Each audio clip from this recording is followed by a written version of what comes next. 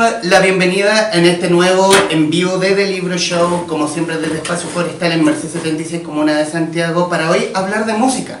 Y también tanto de música como para hablar de la vida personal de uno de nuestros baluartes de la música chilena, como lo es Domingo Johnny Vega Urzúa, también conocido como Américo. Y estamos con el periodista especializado en música popular, además de locutor radial Mauricio Jürgensen, para hablar de Yo Soy Américo. Mauricio, bienvenido. Muchas gracias por la invitación, muy contento de estar acá. Primero, ¿por qué había en la vida de Américo que te dijera que esto debe contarse en un libro? Esa es la primera pregunta. Y segundo, ¿cuánto tiempo te tomó el desarrollo del mismo? Perfecto. Yo creo que la vida de Américo me di cuenta muy pronto, existían todos los elementos como dramáticos, si tú quieres, de una buena historia de vida, en rigor, ¿no? No necesariamente todo hombre que canta o mujer que se dedica al arte tiene una historia digna de contar. Siento yo, puede que los vaivenes de cada uno de ellos sean no más de los que vive cualquier ciudadano normal, digamos, pero en el caso de Américo en particular, e insisto, yo me di cuenta de eso muy temprano, en 2009, cuando lo conocí, cuando le hice una nota para el diario La Tercera, me di cuenta que era un chiquillo que tenía una historia de superación, de que había como pellejerías varias, que había un personaje paterno muy determinante, y siempre me lo imaginé por lo mismo como una historia digna de contar, de leer en un libro, ojalá con un tono más de novela, si tú quieres, y casi como una serie, digo, audiovisual, lo pensé así a la hora de escribirlo, y con eso me quedé. El 2009, para responder así exactamente la pregunta, yo trabajaba en el diario La Tercera, tenía ganas de hacer una nota de un artista que fuera más bien del mundo popular, en este caso del mundo de la cumbia. En el diario La Tercera en ese momento éramos parte de un consorcio, Copesa, y estaba el diario La Cuarta, que en rigor era el diario como que asumía la cobertura de artistas de este perfil. En La Tercera era difícil llevar artistas de este perfil. ¿Qué cara te pusieron tus jefes? Me acuerdo que yo propuse a Américo y fue como, pero si para eso está La Cuarta, ¿y por qué? Tampoco quiero venderlo como una suerte de lucha heroica de tratar de vender esta pauta, digamos, pero yo sentí que estábamos de repente en las páginas de La Tercera dándole mucho más espacio a artistas que no eran ni la mitad de convocantes que Américo. Convengamos que había un escenario donde la cumbia estaba empezando a ser muy fuerte, la gente estaba sincerando su gusto por la cumbia, había una negociación de este artista en particular por llegar a Viña del Mar, al Festival de Viña, cosa que se concretó en 2010, es decir, sentí que era un momento oportuno para hacer algo con él. Al comienzo no tuve muy buena recepción, pero lo que se me ocurrió hacer fue una nota como vivencial, es decir, ir con él, conocerlo, subirme a una van, a un auto, acompañarlo a algún concierto, y eso fue lo que hicimos. Lo acompañé a San Fernando, nos fuimos en una van, rápidamente me di cuenta que había un perfil entretenido, que era un personaje que tenía mucha historia, y cuando llegamos a San Fernando me di cuenta que había una locura, se estaba abriendo un supermercado mayorista, y era una fiesta en la calle, en un escenario montado, quizás mucho más precario de los otros conciertos que yo llevaba para el diario, pero había un fervor mucho más desatado, gente con guagua, se vendía cintillo, una cosa genuinamente popular, y a él, al escenario, cuando lo vi, sentí que había un artista potente, que insisto, no estaba descubriendo yo, el hombre ya llevaba una trayectoria grande, pero hice esa nota, la publiqué en el diario, a él le encantó, a su manager de la época también, y en ese momento me pidieron hacer una biografía. Que la idea en ese momento de hacer una biografía era como una biografía más bien acotada, para presentarlo, para venderla en los kioscos, que fuera cortita. Más bien un folletín. En el fondo, claro, ellos me pidieron eso, y a mí me pareció que era apresurado, pero por otro lado entendí lo que ellos necesitaban, que era como, ojalá una biografía corta, un folletín, como dices tú, que se vendiera en un kiosco, ojalá con un disco, para que la gente supiera quién era esta persona que iba a llegar a Viña del Mar. Eso es lo que yo buscaba. Yo acepté el trato, me pareció entretenido, empezamos a trabajar en eso, pero a poco tiempo lo abandonamos porque vino Viña del Mar, Américo se convirtió en una superestrella, su agenda se llenó de compromiso, y yo creo que también, me da la impresión a mí, nunca coincidimos con Américo en eso, pero yo creo que el proyecto también se paró porque cuando empezamos a contar, cuando le empecé a preguntar por su historia de vida, había varias revelaciones que yo creo que en ese momento, un tipo que estaba por ser conocido, pudieron haber sido complicadas de que se hicieran públicas. Entonces, el proyecto estuvo detenido mucho tiempo, hasta el año pasado, que yo publiqué el disco, o sea, perdón, el libro Dulce Patria, donde había una historia de Américo, y a la editorial le pareció entretenido meterse en el perfil de él. Yo les conté que yo ya había trabajado en algo con él, que teníamos un trabajo pendiente, un proyecto pendiente, y así fue como finalmente la oportunidad se dio de mejor manera para contar la historia de Américo.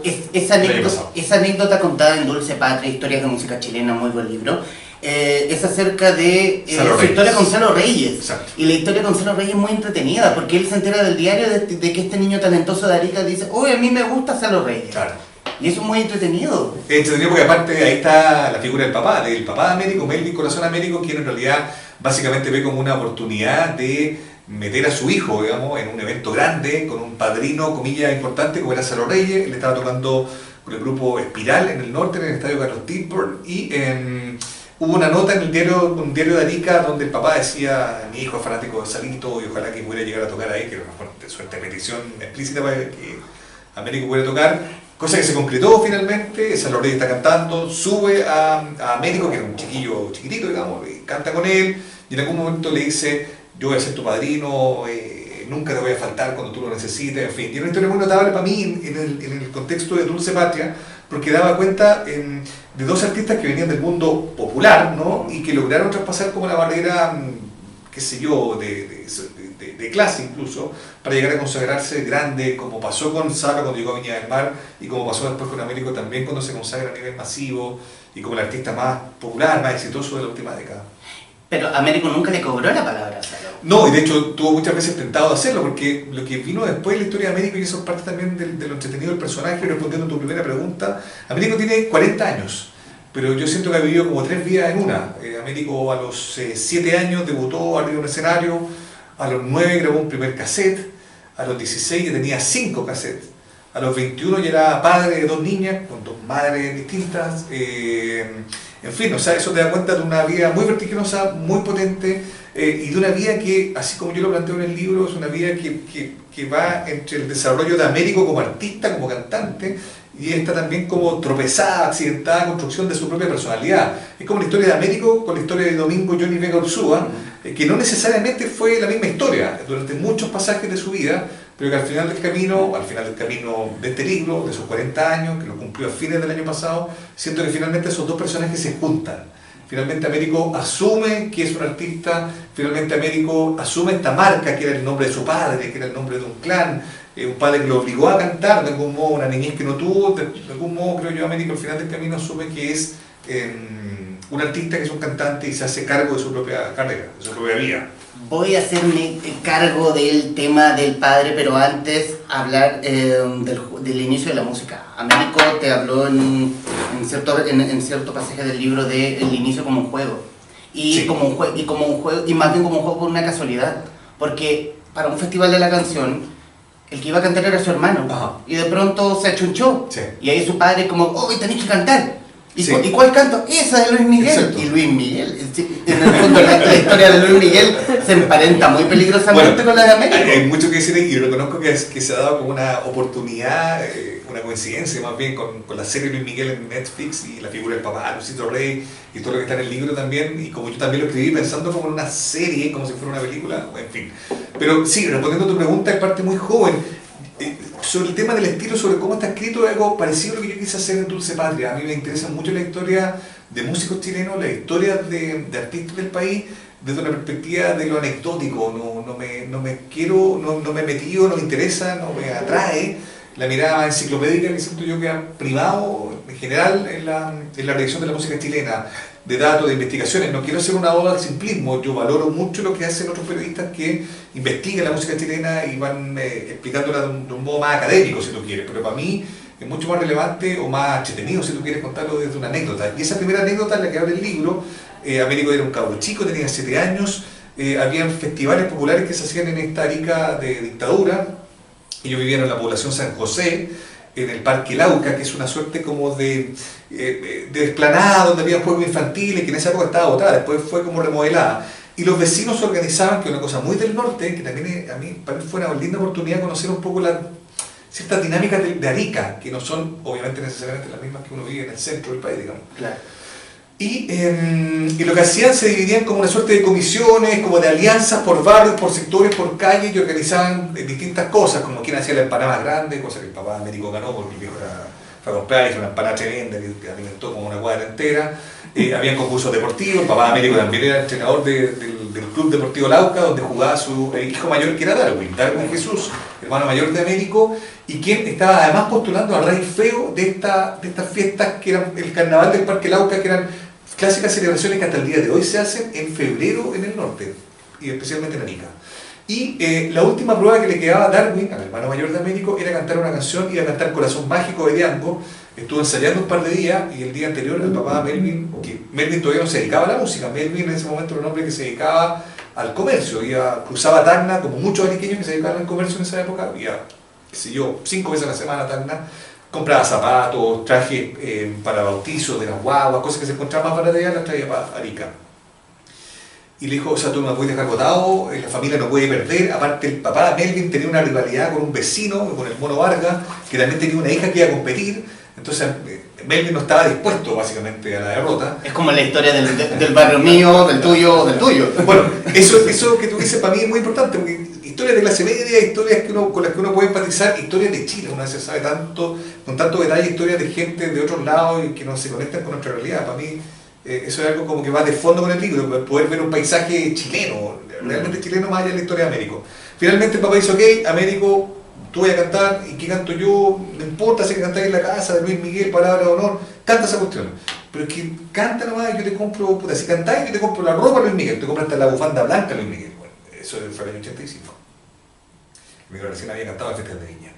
Y Américo se subió al escenario y esa escena para mí es muy notable porque fuimos para allá juntos con Américo, vi el lugar y me lo pude imaginar de cabro chico, el minguito, el negro que se subía a los árboles de allá de la plaza y tuvo un aplomo increíble, desenrolló el cable, cantó, le salió increíble, hizo el falsete final de la canción de Luis Miguel y ahí partió sin quererlo una carrera porque también su papá vio ahí que había un talento grande y en eso no nos equivocamos, el papá con hartos matices y sin ser el papá de Luis Miguel, que es un personaje negro, que no tiene empatía alguna, es un hijo de su madre, el papá de Luisito Rey. Está la tentación de escribir a Melvin como un Luisito Rey, pero Gregorio es un hombre con mucha precariedad, pero que evidentemente vio en su hijo la posibilidad de construir algo. Y ese algo era construir una apuesta artística, grabar los discos, presentarse como el clan Américo, y Américo, que era el más chico del clan, era la mascota, el que mejor cantaba y el que era de algún modo forzado, por qué no decirlo, forzado a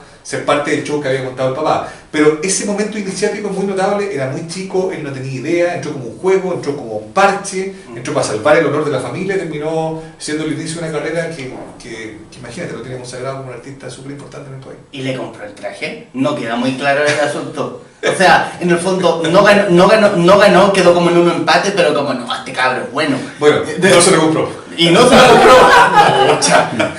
Entre muchas promesas incumplidas de Melvin. Entre muchas de las tantas. Claro. Ahora, Melvin, yo quisiera decir que Melvin es un personaje que a muy poco conversar con Américo, porque este proyecto, creo que no te lo respondí, tú me preguntaste cuánto demoró esto. Como esta cosa partió en 2009, como te contaba en esta biografía que no fue. Durante mucho tiempo no hicimos nada, Rigor. Yo vi que Américo, o sea, teníamos buena onda, hay un nivel de cariño, de confianza que se mantiene hasta el día de hoy. Y yo lo vi crecer, fue 3 veces a Viña, se hizo grande afuera, se convirtió en un tipo súper importante, invirtió mucho en él, lo vi con mejora económica, lo vi con mejora física incluso, se arregló los dientes, se cambió la ropa, compró otro instrumento, no tengo idea, el hombre creció, ¿no? Pero claro, lo que te quería decir es que en esa construcción, digamos, el año pasado, cuando retomamos todo esto a los 40 años, fue muy bueno poder tener una perspectiva distinta de su vida, ¿no? Yo creo que él también podía mirar su pasado de manera más reconciliada, y eso también tiene que ver con su papá. Cuando empezamos a hablar de su papá en el año 2009, muy pronto yo me di cuenta que era muy fácil caer en la tentación de decir como, pues este es un viejo explorador, este es un Joe Jackson, el papá de Joe Jackson, el papá de Amy Winehouse, el papá de la historia de la música popular, está llena de ejemplos de padres que... O el marido de Tina Turner. Exacto, sí. Pero sobre todo de papás que de algún modo, al no haber alcanzado ellos un talento o un éxito comercial, intentan que su hijo de algún modo lo obtengan por él. Cuando Américo fue a cantar en 2010 a Viña, su papá le dijo, bueno, ahora vamos todos y entonces voy a cantar yo. Y tenía un hijo que era Brandon, que tenía una mujer que se llamaba Marcelita Toledo. Vamos a subir todos juntos porque somos un clan, y Américo le dice, puta papá, la verdad es que no, así no va a ser la cosa, pero ¿cómo que no? Si tu papá, pero lo mencionas porque le llega el dato de que el Corazón Américo estaba en Viña vendiendo discos piratas, incluso los de él. En la Plaza Victoria, y de pronto ahí lo manda a la cresta. Y ahí casi es la primera vez que en el fondo Américo como que rompe el cordón, por así decirlo, ¿no? Como mata al padre en términos simbólicos, se separa de él y empieza a hacer una carrera sin el alero de un hombre como el papá. Pero sin embargo creo yo que a pesar de haber tomado esa decisión, Américo durante mucho tiempo estuvo buscando managers, por ejemplo, representantes a los que trataba de usted, a los que le preguntaba qué hacer. En el fondo se había acostumbrado a hacer una carrera con alguien más que le estuviera diciendo qué es lo que tenía que hacer, ¿te fijáis? Independiente de que le cortaba con su papá, igual había una suerte de obsesión o de fijación con buscar a alguien más, generalmente managers adultos, mayores, que le dijeran qué hacer. Y eso finalmente yo creo que lo rompió hace muy poco tiempo, ya es parte del proceso más reciente. Pero Melvin, cuando empezamos a hablar de él, a mí me fascinó el personaje. Me di cuenta que habían en él unas capas como personaje literario, si tú quieres, notable, un hombre que estudió hasta cuarto básico, que medía plata en la calle, cuya madre precariamente también guardó una plata que había guardado su papá que trabajaba en las canicheras en el norte, una vez más, descripción del norte, una plata que nunca gastó en nada, limpiaba autos, limpiaba micros, en fin, tuvo una historia bien trágica, un primer hijo que también se llamaba Darwin, que se le murió a pocos días de nacer y que tuvo que enterrar porque no tenía plata, tuvo que enterrar un poco como a la mala en un cementerio del norte, una imagen que si uno se la imagina es como media felinesca, como un hombre entrando con un ataúd así precario, con una guagua recién muerta, que los más viejos del barrio le decían, usted no lo haga, si usted hace eso, con una suerte de maldición, se le van a morir todos los hijos, usted no puede hacer eso. Hizo una colecta por la radio, en fin, hay una historia de él muy potente, se dedicaba al comercio, pero en algún momento era muy amigo de sus compadres, un grupo que se llamaba Hawái, en algún momento se enfermó el vocalista, dejó yo canto, se metió a cantar, se metió en la música, ¿te fijas? O sea, como, igual es una historia muy potente la de Melvin, y pude darme cuenta que más allá de lo poco ortodoxo o de lo derechamente despreocupado que fue de la infancia de su hijo, creo que igual el hombre, dentro de todo, trató de hacer lo mejor que pudo con lo poco que tuvo, ¿no? Y eso, en ese sentido creo que lo disculpa un poco más, ¿no? Un poquito más... Yo leí la historia, claro, Melvin era como un malo, pero lo que, no sé, somos lectores ven como un malo más bien adorable. Hay otros que son de tipo, oh, la cagó para ser malo. Hay malos y matices, claro. Malo, y este tiene un matiz más bien adorable. Esto es un villano querible, o sea, a mí cuando era cabrón chico jugar a la bolita y este era más viejo, y si él perdía, se picaba el papá. O sea, es como o cuando compraba una sandía, el viejo se comía el corazón de la sandía, él le dejaba el cabrón chico. Cuando llegaba de la pega y como él iba a buscar ropa tagna, y como era grueso, guatón, siempre lo fue, hacía como que era Hulk y rompía las camisas, la mamá médico le decía, pero ¿cómo se te ocurre hacer eso, Melvin? Y los cabros chicos se mataban de la risa con el papá. Entonces uno puede ver que había una suerte de papá que no supo ser padre de su hijo, porque era muy cabro chico, porque tampoco tenía espalda, qué sé yo, de historia, de alguien más que cimientos como emotivos, digamos, que le permitieran tener más herramientas. Y en ese sentido yo como que mirándolo como desde lejos, un personaje literario, creo que él es determinante, pero no un villano, como esos villanos a los que uno decide salvar al final de la película. Quiero tocar un episodio del mismo Melvin y citar un párrafo del libro. Melvin se sacó el reloj que llevaba puesto y también se lo dio a su hijo menor con una frase tan feroz como mal actuada, para que no te olvides nunca de mí. Mingo, ya preocupado, preguntó qué pasaba, y su padre le respondió que no daba más, que lo perdonara, porque ya no tenía fuerza para seguir adelante. El niño vio que una cuerda más bien delgada para los fines pretendidos colgaba de una viga de su casa, y que su padre empezaba a ajustársela alrededor del cuello, llorando. Uno de esos llantos falsos que se acostumbraría a escuchar más de adulto, pero siendo un niño, se asustó, empezó a llorar también, a rogarle que no lo hiciera. Su padre insistía en ese gesto insólito, y le decía que ya nada tenía sentido, que lo dejara, que así las cosas iban a estar mejor. El niño tironeaba el brazo de su padre y lloraba cada vez más fuerte. Fue una escena que duró mucho, tanto, al menos en la memoria de ese niño, que finalmente se quedó dormido después de rogarle y pedirle al curioso suicida que no hiciera lo que aparentemente estaba a punto de hacer. Yo quedé peinado para atrás. Sí. Es heavy la escena. Sí, es heavy, es muy fuerte. ¿Y cómo expuso a un niño tan chico a... Bueno, quizás lo hizo o no, no sé.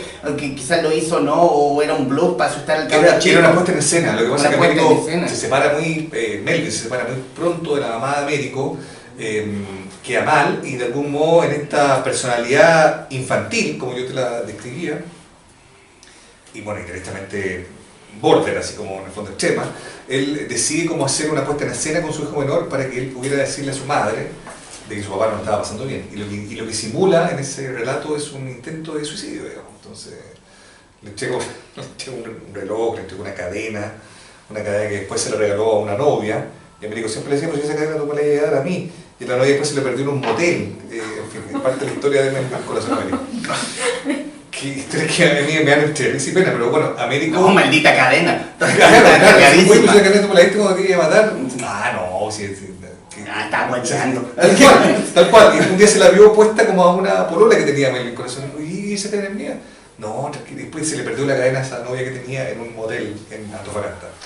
En fin, pero lo que te quiero contar es que, claro, esa historia es terrible, o sea, evidentemente aquí no hay comedia, o sea, es un niño de 8 años que cree que de verdad que su papá se va a matar, que hay una puesta en escena, le regala cosas, mi hijo, te pido perdón, no, déjame. Claro, uno se lo puede imaginar y es entre trágico para un niño de 8 años y es también cómico porque era un tremendo hombre con una cuerda más bien delgadita, como que no se soltaba nunca y nunca se mataba. Américo, pero claro, cuando Américo lo contó, y esto fue cuando hicimos un viaje el año pasado, en septiembre, al norte, y en algún momento parábamos a almorzar y me contó esta historia, claro, obviamente lo que primero que sentí era como una historia de una crueldad infinita con un hijo, o sea, por muy precaria que haya sido la formación de Melvin, uno como que le cuesta entender que quisiera hacer eso a su hijo para mandar un mensaje a la madre, a su ex mujer, pero lo hizo, y de hecho lo hizo 2 veces. La primera vez, en rigor, era más chico Américo, y ahí sí que parece que sí, efectivamente se había querido matar y se cayó, se pegó con el borde de una cama, con estos como bordes de bronce, de una cama antigua, quedó botado, ensangrentado, se quiso ahorcar con una corbata.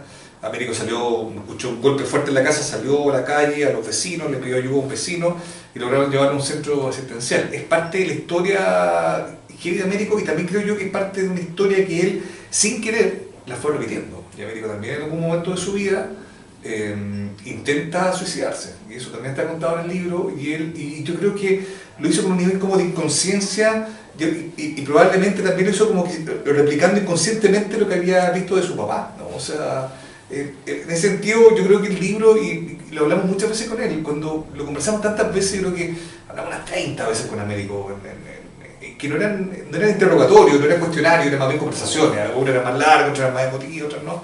Pero lo que te quiero decir es que creo que él mismo, al contar su historia, la fue como entendiendo, la fue contextualizando, la fue anudando, ¿no?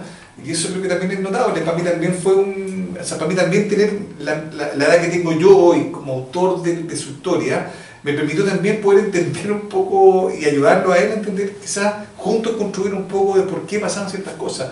Américo no se había preguntado nunca si su intento de suicidio tenía que ver con lo que había visto su papá. Y se dio cuenta que inconscientemente sí, estaba haciendo un poco lo mismo. También quería llamar la atención, ¿me entendieron? O sea, digo, eso también es parte de la historia que está contada en el libro y parte también de lo que para él significó repasar su vida. Y Melvin Corazón Américo, hasta la primera ida a Viña del Mar, ¿se sintió dueño de la carrera de Américo? O sea, él era totalmente como, claro, él era dueño, yo diría que hasta antes, porque en rigor Américo cuando se va a Alegría, al conjunto Alegría, a quienes conoce, porque eran ellos muy conocidos en el norte y eran muy fanáticos de este Melvin, que era un personaje, convencamos, exótico, extravagante, un hombre que en el fondo lo que hacía era grabar sus canciones, como no lo firmaba ningún sello discográfico, el hombre grababa sus canciones, compraba estas tortas de CD y los vendía él mismo, montaba un parlante cuando los parlantes no estaban tan de moda como hoy, y lo enchufaba como a la batería de su camioneta. Hay también una historia, con esto te quiero decir algo que probablemente mucha gente como que no lo ve tan claramente. Yo conocí un poco a la familia Américo y conocí el entorno de él. Américo no es un chiquillo que haya venido como de origen particularmente humilde, de una pobreza rotunda, ¿no? Era como clase media, era este hombre como se dedicaba al comercio, como que nos faltaba que comer, nos faltaba con qué vestirse, obviamente no habían, qué sé yo, grandes lujos en esa casa, pero es como también descartar un poco la idea de que Américo como una andaba a pata pelada en la calle, no era precisamente eso, pero la precariedad era más bien emocional, digamos, ¿no? Y eso está súper claro. Pero lo que te quería decir es que, claro, entonces él montaba este espectáculo, hacía trabajar a Américo, y claro, se sintió dueño de su carrera porque también Américo en algún momento necesitó de él muchas veces, cuando ya había cortado con Alegría, no tenía que hacer, igual seguía llamando al papá para viajar al norte, cuando que había en Santiago, para un instituto de fin de semana, porque Américo no tenía plata, y esa historia también está contada.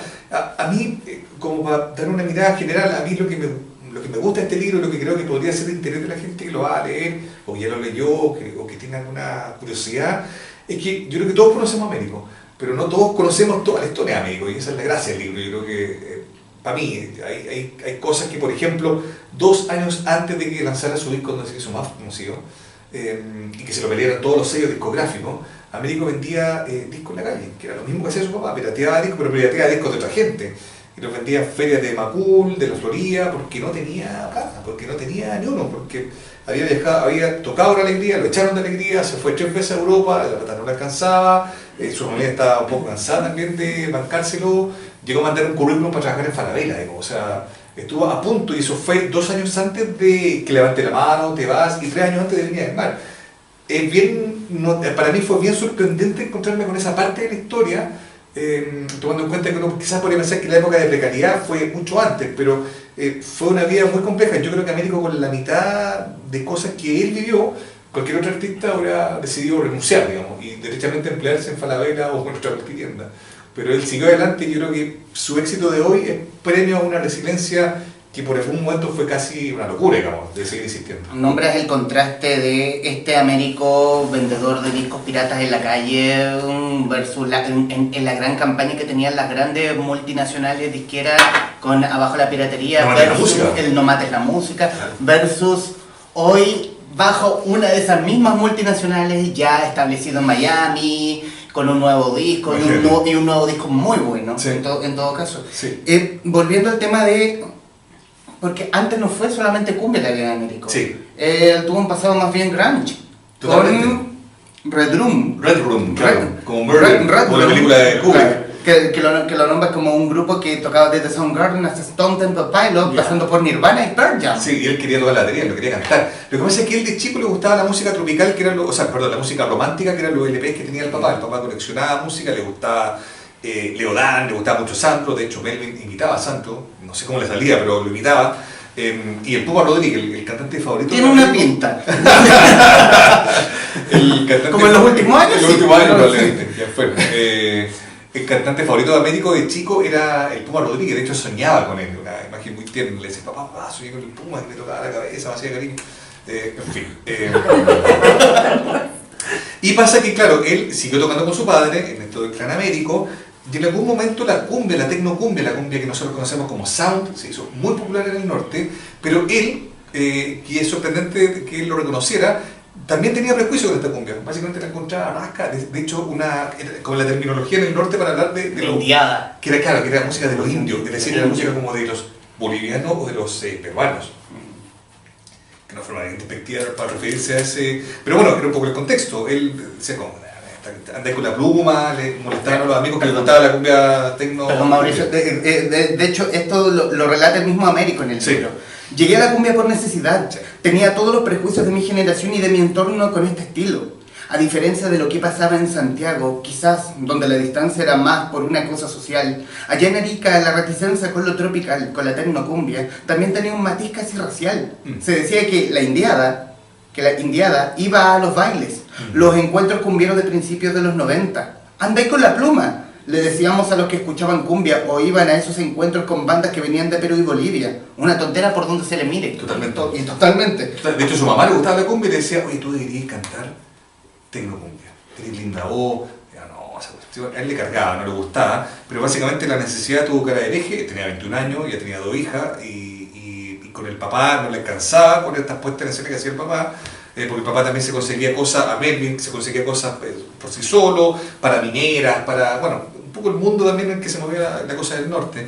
En algunas presentaciones que Américo incluso lo recordaba con harto inquietud. Me acuerdo que alguna vez me contó una historia que no puse en el libro, pero me contaba que en algunas de esas presentaciones que contrataban a Melvin, que llegaba con su banda y cantaba este cabro chico, eran fiestas de minero y se mezclaban cosas bien... curiosa, como un striptease, por ejemplo. Américo recuerda que tenía como 9 años y vio por primera vez una mujer desnuda, ¿no? Y era una señora que estaba ahí en la parte del espectáculo que montaba el papá, y el papá le daba un poco lo mismo, y le sorprendió, claro, la parte baja del cuerpo de la mujer, que nunca había visto, tenía 9 años, no entendía, y estaba metido entre ellos. Entonces, claro, uno dice el descuido del papá, que estaba con este pituto con las mineras, pero ¿en qué momento ese show que formaba parte de su hijo se transformó en una fiesta con una suerte de despedida soltero donde intervino una mujer que se empelota delante de todo el mundo? En fin, eso también fue parte de su historia, y cuando lo cuenta, Eso también es algo quizás que vale la pena contártelo a ti, ¿eh? Cuando lo cuenta él no lo cuenta con drama, lo cuenta como entre risa, con algo, con una mezcla de resignación y de risa. Te lo digo en serio, yo creo que de todas las historias que están ahí, nunca me pasó que Américo se me pusiera a llorar o que entrara en un momento. Yo creo que lo más complejo, fíjate que lo que más le costó contarme, que de hecho me acuerdo que hice un preámbulo bien largo y dije, chuta, si ya me contaba historias de intentos de suicidio de su papá, quizás con qué más salir ahora. Como, lo que más le costó contarme fue que porque era lo que le daba más vergüenza, era que había vendido discos en la calle y se habían llevado detenido, porque se habían detenido 2 veces por vender discos en la calle. Tuvo que ir a filmar, de hecho, durante mucho tiempo. Porque siento que era como una derrota media como social, esa sensación como de no de admitir algo que le había provocado mucha vergüenza, porque él ya venía de alegría y era un gallo mayor, tenía 2 cabras chicas, en fin. Pero claro, bueno, el tema de la cumbia, en algún momento la mamá dice, tú tienes que cantar, y él dice, ok, bueno, ahora no me está quedando más opción que entrar a cantar, y entró a cantar a la tecnocumbia, donde todos cantaban un estilo medio como nasal, tratando de replicar un poco los cantantes argentinos, pero él cantaba, Américo siempre cantó bien, románticamente, y sin darse cuenta, creo yo, logró meter en el mundo de la tecnocumbia un tipo de canto más estilizado, esto ya más desde lo musical. Yo creo que él aportó a la cumbia sound donde los cantantes no eran muy relevantes. La cumbia sound lo más importante eran como los módulos, los teclados, los sonidos. Sí, siempre lo hablaba como el órgano raro, O sea, de hecho, es muy para empezar. Eso fue muy divertido porque en el fondo esos teclados como medio, que eran como módulos de ciertos modelos de teclado, y ese módulo, ese patrón sonoro se conocía como el gato, y era como una suerte de terminología que conocían todos los ejecutantes de la música sound. Y en el mundo del sound lo más importante no era el vocalista, era el tecladista. Generalmente el tecladista era el dueño del boliche, el que tenía el instrumento más relevante. El tema es que bueno, él entra a un grupo que se llamaba Combinación Tropical, y de a poco se fue metiendo en ese mundo, lo fue conociendo, se dio cuenta que la tecnocumbia no viene de Perú, de Bolivia, que yo también lo descubrí hablándolo con él, viene más bien de grupos de México.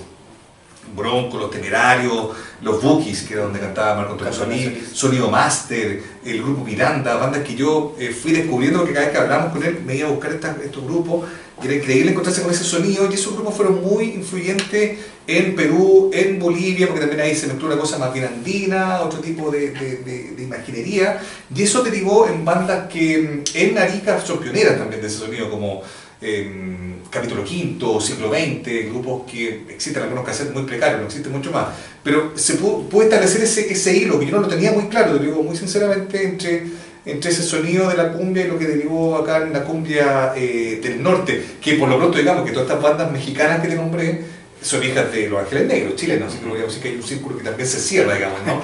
Pero bueno, él mete esta cosa más romántica, se mete en el mundo de la cumbia, empieza a trabajar mucho más, saca una cuenta rápida, tengo 3, 5 tocadas a la semana, me alcanza para tener bolsillo, para poder pasar plata también a la familia, y se mete en la cumbia por necesidad, pero termina luego dándose cuenta que aportó con la cosa de la forma de cantar, más romántica, más bien puesta, y termina convirtiéndose con alegría en un claro, superventa. que del salto Combinación Tropical llegamos al grupo Alegría, con el cual estuvo 6 años. Sí, estuvo. Y de cómo el grupo de Alegría lo echa es muy extraña. Que en una pelea los manda a la cresta y de pronto se entera por la prensa y que están buscando un vocalista.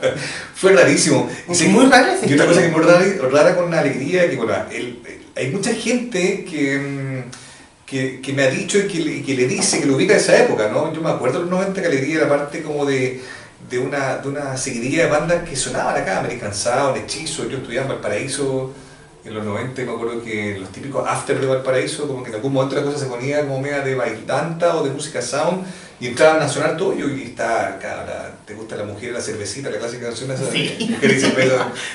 ¿Quién no bailó esa? ¿Quién no? Este veo de Garras de Amor y Rafa, que vienen de Argentina, pero en Chile también están todos estos grupos. Y hay mucha gente que lo ubica en esa época, se ponía unos lentes de contacto verde, se hacía unos visos medio raros. Yo recordaba a Américos de Alegría. Sí, pues. Sí, la primera vez que lo vi. Mucha gente me ha dicho, es como, bueno, qué sé yo, Alegría, que es como referente, mucha gente lo ubica después, no lo conoce después. Pero en la época Alegría fue muy relevante. Hay una cosa también de las ventas de discos, en Chile siempre es una nebulosa, pero él calcula que con Alegría vendieron como 700.000 discos, que no es una medición formal, porque probablemente son etiquetas más chicas, y eso también contabiliza cassette y disco y otro tipo de ediciones, pero hablamos de un grupo que fue súper exitoso, digamos, que fue una súper venta, a pesar de que la historia de la música chilena no lo logre identificar.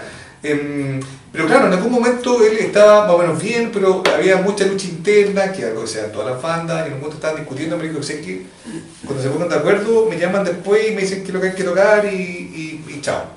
Y el otro día se encontró con un amigo en la calle y dice, oye, están buscando cantante para la alegría, pero ¿cómo se juntaba ayer? Bueno, sí. Y en la radio había un aviso y como que llamó al que era el responsable, no, viejo, llegamos hasta acá nomás porque usted es muy complicado. Y la pelea era entre otros de los integrantes de la banda, fue algo muy raro, quedó votado, quedó muy votado. Estaba viviendo en Santiago, se fue de vuelta a Arica, le organizaron un concierto en la playa La Licera, en un boliche que existía ahí, no fue nadie, me acuerdo que él me cuenta que ese momento fue un momento que sintió que volver a partir, que es una constante en la vida de Américo, ¿eh? Como esto de volver al Marte.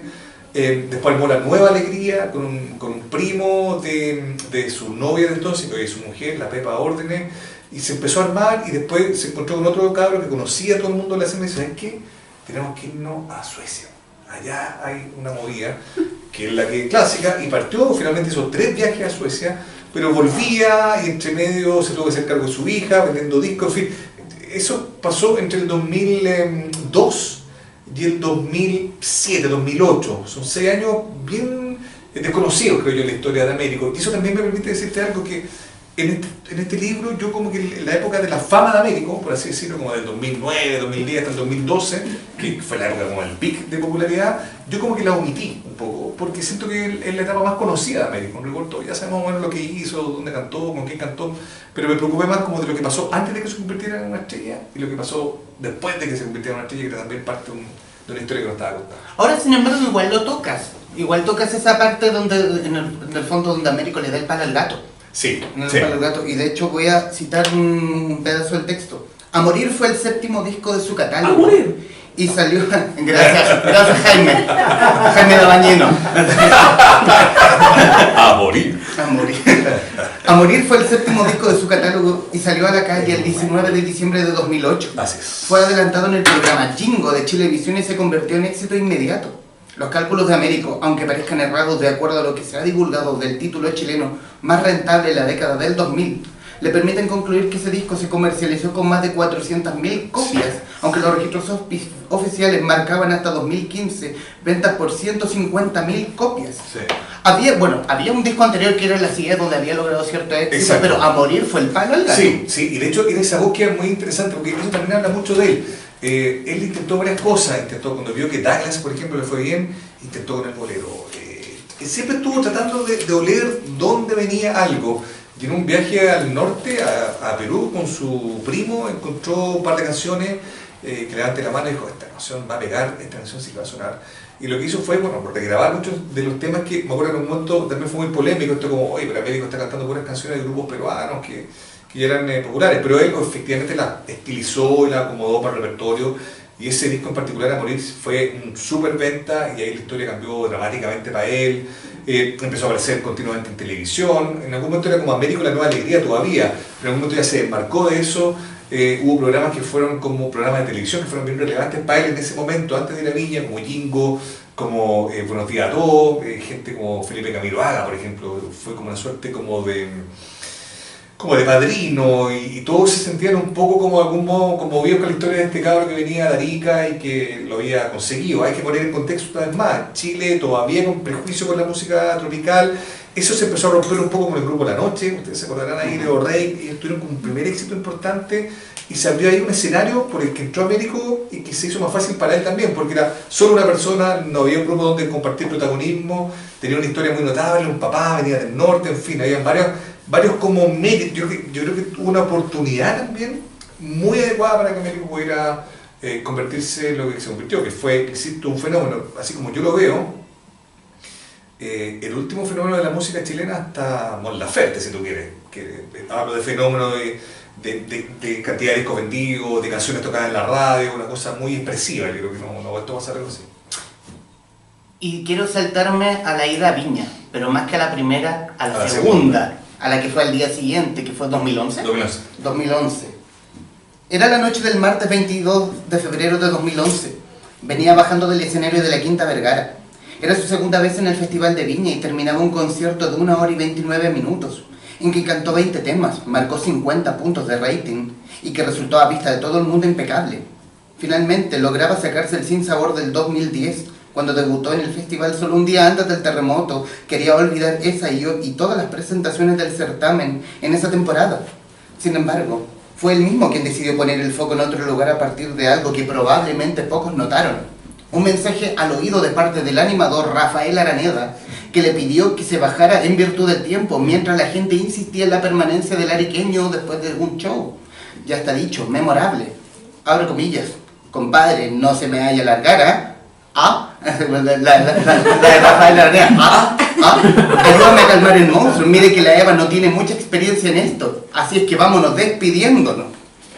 Suena muy... Suena rudo. Soberbio. Suena soberbio, suena rudo, y la sensación que le queda a Américo en esa vez es que, claro, es algo que le dicen a él y que probablemente no le dirían a nadie más. Hay que convenir, o sea, un animador siempre te ha llamado a la tarea ingrata de administrar los tiempos, y eso es algo en Viña que lo hemos visto 1000 veces. Pero lo que sintió Américo esa noche fue que, claro, un show que había preparado tanto, y a mí me consta cómo preparó ese concierto en 2011. Porque en 2010 efectivamente debutó, fue un día antes del terremoto, y fue tan traumático el terremoto para todos que nadie se acuerda qué es lo que pasó en Viña del Mar en 2010. O sea, fue una cosa muy poco relevante, obviamente, con todo lo que pasó días después. Entonces, la vuelta del 2011 para él fue muy importante. Se preparó un show grande, estuvo ensayando mucho. Ese año también fue de mucho crecimiento, de mucha inversión, me acuerdo, como de cambiar músicos, de comprar vestuario. Él, a diferencia de muchos otros músicos chilenos que han tenido buena época y que no han invertido en sí mismo, digamos, él sí invirtió mucho en su espectáculo, lo fue mejorando. Llegó a Viña convertido como un artista más crecido, más grande, realizó mucho su presentación del 2010 para mejorarla, y está arriba, está terminando, le quedaba una canción por contrato, y de acuerdo al testimonio que cuenta Américo, porque eso yo lo quiero decir, aquí yo doy fe del testimonio de Américo, ¿no? Rafael Araneda, por lo que entiendo a partir de la publicación de este libro, desmiente haber dicho lo que Américo dice que le dijo. Pero Américo, tal cual tú lo acabas de leer, escucha eso, vimos ese video, me dice que él durante mucho tiempo no quiso ver el video de Viña 2011, porque le provocaba incomodidad. Y uno puede ver cuando está mirándose el público, le quedaba una canción, se le acerca a Rafael Araneda, le dice lo que supuestamente le dice. Y se le desfigura la cara. Sí, le cambia la cara. Sí, la cara como que se ensombrece. Y lo que pasó es que baja el camarín, recibe 2 comentarios que como quiere explotar. Alguien le dice, no lo haga, este medio chico, te puede costar caro. Y otro le dice, si estáis molesto, dale. Y Américo mostró en esa conferencia de prensa, que ustedes quizás se acordarán, que explotó una cara fea, se vio enojado, se vio molesto, se vio desafiante. Y eso creo que también fue, comillas, castigado en Chile, porque en Chile convengamos que también hay una cosa muy hipócrita, ¿no? De condenar al que saca la voz. Entonces, como que sentí yo que pasó en ese momento algo muy raro, que era como, Américo sin duda que explotó, más allá del incidente con Aranea, explotó por un historial de ninguneo en su vida.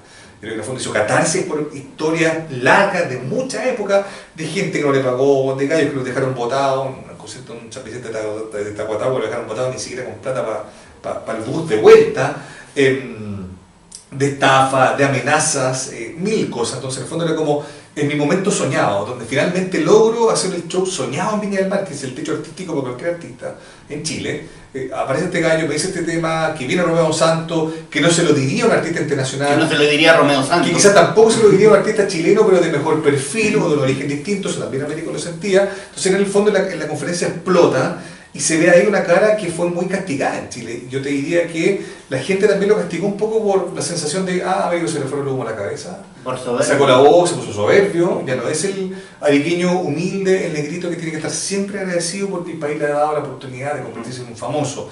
Y eso es algo bien que tiene varias lecturas, hasta, no sé, sociológicas, si tú quieres, cada uno sacará sus conclusiones, pero es parte de su historia, y él también quería como aclarar ese episodio porque yo sentí que él también lo recogió. Yo me acuerdo que yo estuve con él esa noche después de que esto, y él rápidamente se dio cuenta de que esto que había dicho en la conferencia de prensa le iba a costar. Claro. Empezó a leer los comentarios, me acuerdo, en el teléfono, y mucha gente le empezó a criticar. Y yo creo que se tiró a arrepentir, pero por un lado también dijo, bueno, ya está, ya tiré el mantel, me hago cargo, y estaba muy consciente de que nunca más lo iban a llevar a Viña, cosa que finalmente pasó. Se reencontró con Rafael Araneda en el escenario, y hubo ahí como una suerte de jugueteo, no sé tú de acuerdo. Esto fue en 2017, cuando volvió a México, y como que Araneda dijo, ¿quiere hablar? Como que le hizo un gesto como de, claro, por favor, qué sé yo. todo muy cordial.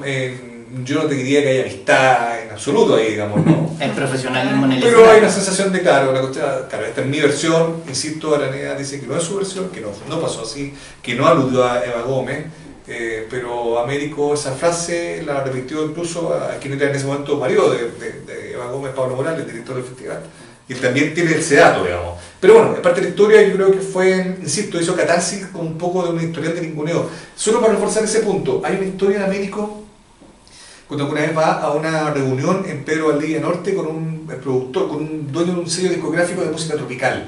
Él quería tratar de enchufar algunos de esos discos que estaba preparando solo. Así es. Exactamente. Y se consiguió una chaqueta para esta reunión. No tenía plata, estaba más o menos, había sacado el cálculo de que le podía ir bien. Entonces sacó el cálculo de que si le iba bien, este famoso productor, este gallo, que era famoso en rigor, lo podía acercar al metro de vuelta porque no había calculado que no tenía plata para pagarse el metro de vuelta. El tema es que llegó allá y se sienta y el productor lo mira de arriba abajo y se asomó para afuera porque tiene una ventana que da hacia un patio interior de esta casa en Pedro Valdivia Norte donde había un estacionamiento. Y dice, no, andaba de patita, no tenía auto. Le dijo, no. Y Américo se sintió pésimo. Vine a patita, ando en dos patas. Y dice, ya, bueno, déjame tu disco, que va mal que lo que vamos a hacer, cosa que nunca hizo nada, ninguna gestión por él. Y Américo le tuvo que pedir, comiéndose, imagínate la sensación, así como le tuvo que pedir si lo podía acercar al metro porque no tenía plata.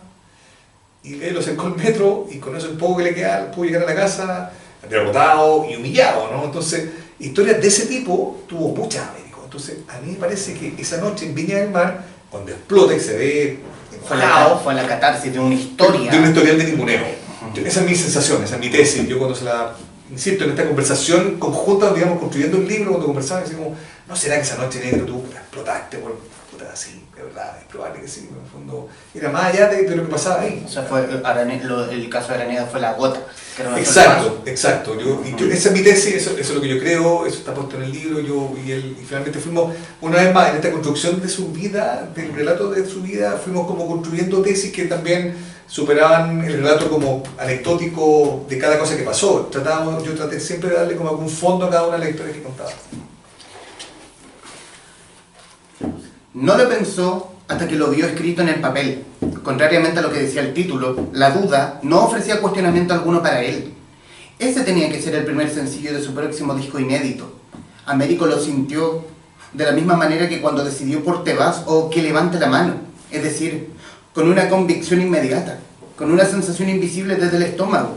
Aunque en este caso en particular se jugaba mucho más que llegar a las radios, que era lo que buscaba, cuando había optado por esos viejos hits, que de algún modo ya probados en otras voces y otras agrupaciones.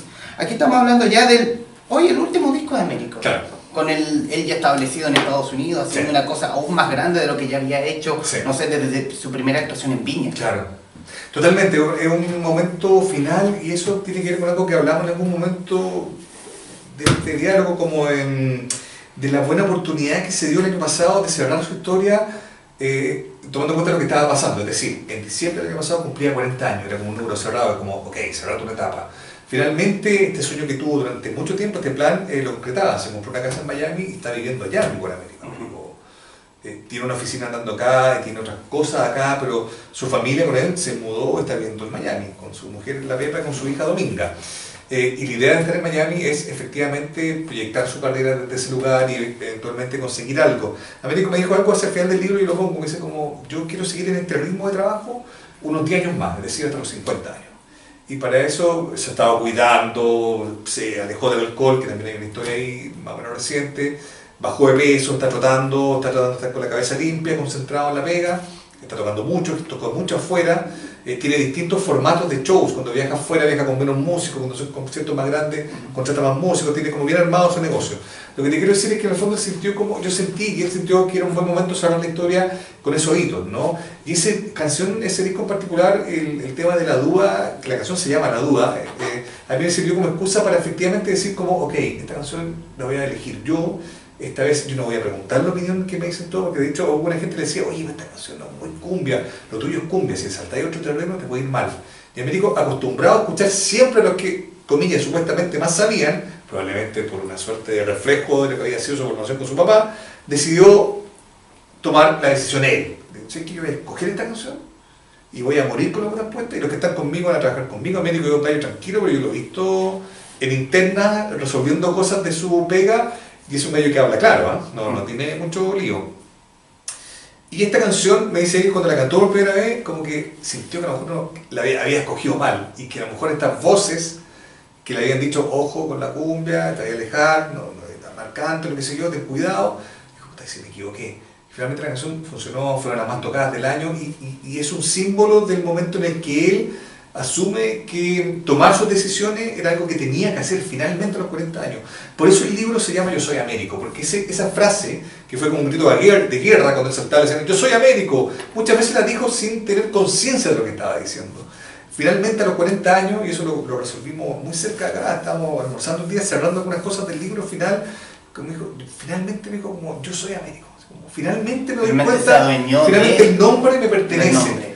Este nombre que yo heredé de mi papá, este nombre que era el nombre del clan Américo, que en el momento era Américo Junior, siempre fue un peso, una carga, que alguien más decidía por él. Finalmente ahora yo soy Américo. O sea, el mejor regalo a mis 40 años, me dijo Américo, es tener este nombre, esta marca, lo que significa en mis manos, bajo mi dominio, digamos, ¿no? Y yo siento que ahí hay una suerte como de concepto bien simbólico que a mí me servía para cerrar el libro y para titularlo de esa manera. Pero a mí me merecían algunas dudas porque, claro, el grupo que rodeaba a Américo, como no tenía ciertas dudas con esto de la duda, valga la redundancia, de la canción. Pero él siempre tocó la tecla de otros estilos en diferentes discos. Él rozó el bolero, él también rozó en bolerear sus propios éxitos. O sea, por ejemplo, revisando Sueño Imaginado, un dueto que hizo con Francisca Valenzuela, que es un bolero así cantado de la guata, de la serie Bim Bam Boom de TVN, o Una Vida Contigo con María Colores, o el mismo Dos Corazones Rotos con Luis Jara. Claro, mira, de hecho esa canción con Luis Jara es muy simbólica porque esa canción, el decidirse a hacer ese dueto, lo llevó a romper con su manager Melitón Vera, que fue con el que consiguió los éxitos más importantes, la primera guía Viña. Básicamente porque su manager, una vez más, siempre escuchando lo que le decía a otra gente, es como, no grabes con Lucho Jara, porque Lucho Jara, él va a ganar más con este dueto que tú. Tú hoy eres más que él, esos cálculos que también muchas veces hacen los managers, tiene lógica, pero él lo quería hacer, él tenía ganas de cantar con alguien más, él tenía ganas de hacer algo distinto, ¿me entendieron? Entonces en el fondo, lo que yo siento y lo que él le explica es que ahí empezó como a romper, efectivamente, porque tú en un momento me preguntaste, cuando corta con Melvin, ¿se independiza realmente? Yo creo que no, yo creo que demoró harto más. Porque el último gran manager fue Leo García. Claro, pero Leo García era un administrador, yo te diría, era más bien un manager artístico, no habían decisiones, como te dijera, decisiones como de carrera relevantes, pero lo que te quiero decir es que en el fondo ahí el hombre como que empieza a tomar decisiones. Y la duda, efectivamente, yo tampoco siento que la duda sea, no sé, no es que se le haya ocurrido hacer una canción de heavy metal o de música electrónica. No se aleja de no era un quiebre tan dramático, claro, pero le decían, sí, pero tiene esta cosa, le hacían muchas observaciones, le sugerían que no fuera un primer sencillo, que fuera, qué sé yo, una segunda o tercera canción a difundir, y él dice, no, voy a ir con esta canción y acertó. Y como te digo, para mí es un símbolo del paso siguiente que dio Américo. Claro, es un símbolo de un hombre que finalmente se asume y toma la determinación de seguir adelante con lo propio. Y tengo también, es que fue un cover que a mí me encantó mucho porque es muy maravilloso. ¿El de los prisioneros? El de los prisioneros. El de Jorge González. Sí, pues, cito una frase que dijo para TVN. Elegí cantar este tema porque sentí que había que escoger una canción emblemática del rock chileno y esa en particular es preciosa. Esta es para hacerte feliz del disco homónimo de Jorge González del 93. Sí, yo creo que hizo varias cosas muy notables. Él además, Américo participó en el lanzamiento de Dulce Patria, de mi libro con Ediciones B, con Manuel García, porque yo lo invité a hacer un dueto y hubo un cruce que a mí me encantó también. Yo siempre siento que Américo ha tenido como la utilidad de saltar hacia otros terrenos, y es lo que él quiere hacer, como te contaba. Él como que me ha contado que en el fondo lo que quiere ahora estos 10 años que siguen, seguir en este ritmo, estar en Miami, donde bien sabemos que es mucho más fácil acceder a distinta gente. Entonces en el fondo es como, él me decía que de repente estaba acá en Santiago y los productores de él le decían, bueno, ¿qué está diciendo? Vente para acá, o sea, acá está todo. Me gustaría hacer una canción con un arreglo como esta canción un arreglo de bronce, esta canción de, no sé, de Gilberto Santa Rosa, de Marc Anthony. Claro, el tipo que hizo los arreglos vive a media cuadra de donde, o sea, está todo el mundo allá. Todo el mundo le decía, vente para acá, hazlo acá. Y él está en búsqueda de, quizás, ¿no?, ganarse un Grammy o hacer un dueto con un artista grande. Acaba de firmar con una oficina de representación importante, que es la del hermano de Franco De Vita. Es decir, él quiere llegar un poco a ese nivel, conseguir algo importante, trabajar hasta los 50 años, y luego él me dice algo que es bien notable, porque yo me quiero convertir en un clásico. No en un clásico en el sentido de ser un artista clásico, sino que en el fondo como entrar en una categoría de esos artistas que de ahí en más pueden grabar discos cada 2 o 3 años, o hacer un disco de dueto, o hacer una gira más acotada. ¿Te fijas? Como en el fondo ir administrando tu catálogo de manera más sencilla, porque él también me dijo algo que para mí es muy notable, y yo creo que por la vida que ha tenido, por lo que él ha visto, tiene mucho sentido. Dice como, yo me quiero retirar de los escenarios, no quiero que el escenario me retire a mí. Él, imagínate, pensando en el ambiente en el que él se crió, vio a muchos talentos muy grandes de este país desperdiciados, limoneando en lugares pencas, enfermos, obligados a cantar para, qué sé yo, pagarse algo, sin pensión, con problemas de salud, en fin. Eso es algo que él tiene muy metido en la cabeza, y él lo que ha decidido de vida es poder buscar el momento en que él dice, hasta aquí nomás llegamos, y voy a tocar o voy a involucrarme en cosas que yo decía con mucho más calma. Le quedan 10 años para seguir haciendo lo que hace con este ritmo, eso es lo que él se propone más o menos. Hablando de duetos, ¿cómo llega a hacer un dueto con Olga Tañón?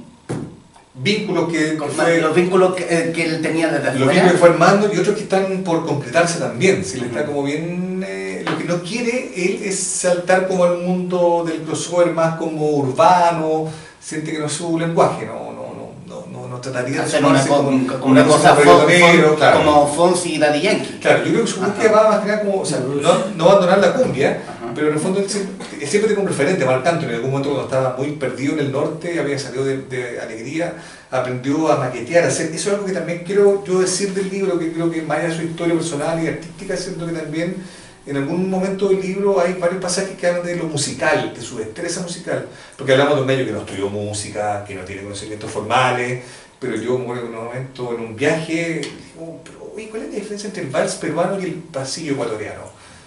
Y me lo empezó a explicar de una manera muy como didáctica, golpeándose las piernas, tarareándome las canciones, hablándome de los requintos, de cómo se iban acoplando otras voces en distintos formatos. Me lo explicó de una manera tan sencilla, tan gráfica, y me quedó tan claro que el tipo es tan músico, ¿me entendí? Es realmente un músico, que claro, yo siento que eso lo tiene muy claro. Los arreglos que tú me comentas de Bronce, por ejemplo, son cosas que yo lo he visto armar con su banda así a capela. No es un medio que tiene otros músicos en su banda que toma lo que él está explicando y lo convierte en una partitura, pero yo lo he visto como, ya, entonces aquí y empieza como a explicar así como lo estoy verbalizando yo, y está súper claro y está perfecto, y le queda muy bien, tiene una muy buena oreja, no tiene la formación académica para trasladar eso a un lugar, tampoco toca piano, poco a guitarra, no es un instrumentista, es un cantante, pero que tiene una mente musical muy potente, y yo me atrevería a decir, solo para cerrar esa idea, que eso es herencia de su papá, porque a su papá le gustaba la música, el gusto por la música viene de su padre, pero también la disciplina viene de su mamá. Américo, si se sacaba un 6, temblaba, porque la mamá era feroz con el tema de la exigencia académica. Américo, de cabro chico, su sueño no era ser cantante, era comprarse una calculadora científica, porque había hasta ganado concursos de competencias matemáticas. Estoy hablando cuando él tenía 13, 14, 15 años. Un pasado rarísimo para el contexto de lo que nosotros conocemos. Lo que te quiero decir es que probablemente también ese rigor que él tiene es de su mamá. La cosa musical, del gusto artístico, de la cabeza musical, viene de su papá. Pero yo creo que esa conjunción de personalidades tan opuesta, porque es rarísimo que su mamá, que conozco, y su papá, que también conozco, hayan estado juntos, algo que ni a Américo le calza. O sea, francamente no. Yo le digo, ¿cómo es que se casaron? No sé, nadie lo sabe. La mamá es una mujer tranquila, es pausada, es callada, y el papá es un tiro al aire, anda lleno de joyas, un hombre físicamente no se entiende, pero bueno, el tema es que yo creo que igual hay como influencia en la personalidad de Américo, como es él, esta autoexigencia que tiene, que siempre está pensando que otra cosa hacer musicalmente. Yo creo que también viene un poco determinado por la personalidad de su mamá. Y hablando del autor, ¿qué hay en el futuro de Mauricio Johansen? Mira, ¿Qué hay en proyecto? ¿Hay un nuevo libro? ¿Hay algo más? sí, claro. Respecto de este mundo como de los libros que yo he ido conociendo, porque yo no me siento escritor ni nada parecido, siento que soy apenas un autor de la música, de ciertos pasajes de la música, que es lo que a mí me gusta.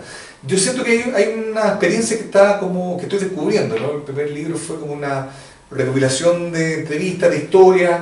En ese momento sentí que muchas de esas historias podían crecer. Este libro me dio esa posibilidad de crecer con un solo personaje, más largo. La verdad es que con la editorial hemos ido hablando la posibilidad de hacer otra biografía y hemos dado vuelta a nombres que estamos tratando de amarrar, que no te puedo decir porque no, lo que tú puedas. Pero a mí me encantaría seguir contando historias de personas. Mira, para responder así sinceramente, me encantaría seguir contando historias de personajes que tengan una buena historia que contar, que valga la pena leer una historia de alguien en particular, y que también nos conecte con lo que somos, fíjate tú. ¿Pero siempre ligado a la música? Sí, siempre ligado a la música. Por ahora sí. Encuentro que algo entretenido, me ha gustado, ha sido desafiante para mí. Este libro, por ejemplo, en particular, como que lo quise escribir en un tono más como novelesco, como te digo, pensando, el mejor halago que me han dado un amigo que me dijo, todo el rato sentí que estaba viendo una película, todo el rato sentí que como que me imaginaba, incluso hasta el actor chileno que podría encarnar a Américo de chico, no sé. Y eso retoma algo que hablábamos al comienzo, cuando hablábamos de la serie de Luis Miguel, que todo el mundo tiene como eso un poco en la cabeza. Yo me imagino una serie de Américo de 6 capítulos y, no sé, pienso que hasta Pablo Macaya podría ser Américo, pero quizás alguien más joven. Atento Netflix, aquí tiene un buen producto. Bueno, y te cuento que hay un par de personas que conocen el proyecto y están en ese mundo, que están interesadas, y eso es algo que podría... Para empezar, Martín Cárcamo en la presentación. Bueno, Martín Cárcamo en la presentación, que está metido también una pata en el mundo audiovisual. Hay alguien más de un canal que también está interesado, pero bueno, eso da lo mismo. Lo que te quiero decir es que encuentro que es entretenido cuando podemos reconocernos en una historia, en la historia de Américo, pero también la historia como de un país, de un lugar que no estaba tan contada. La historia de la cumbia en la bibliografía musical chilena es bien limitada, de alguien que viene de la provincia también. Yo ahí sentí que había mucho atributo. Tu primera pregunta me encantó porque era como, ¿por qué Américo? Bueno, Américo por todos los atributos que tiene con su vida, porque era del norte, porque era de provincia, porque tocaba un género que era medio ninguneado, en fin, porque tiene una historia de amor, porque hay una historia de superación, porque hay una historia de tragedia, y porque hay una historia de redención también, ¿no? Y yo eso siento, para mí, que incluso podría darse la paradoja de que a alguien que no le guste Américo, o que a Américo le genera algún nivel de rechazo, donde tú podría eventualmente encontrarse con el libro y disfrutarlo porque se encuentra con una buena historia de vida, más allá de lo estrictamente musical. Iba a decir algo. No le iba a dar los nombres de quién tiene que hacer la biografía, pero lo dejamos para fuera de Me encantaría hacer la biografía por la oferta. La ida a México, ¿cuánto le ha pasado? Pero falta la biografía de Buddy Richard en este país. La biografía de Richard, hay muchas que faltan. Cecilia. A ver, una biografía de Cecilia, bueno, Cristóbal Peña hizo una, pero sí, claro, efectivamente. O sea, y son historias que insisto, porque cuando uno habla de que, ok, en los 80, los 85, claro, lo que significaba tocar en la radio, donde tocaba, lo precario que era la cuestión, lo difícil que era, lo épico, la épica real, digamos, una palabra muy ocupada, pero la épica real que hay detrás de muchos de estos artistas.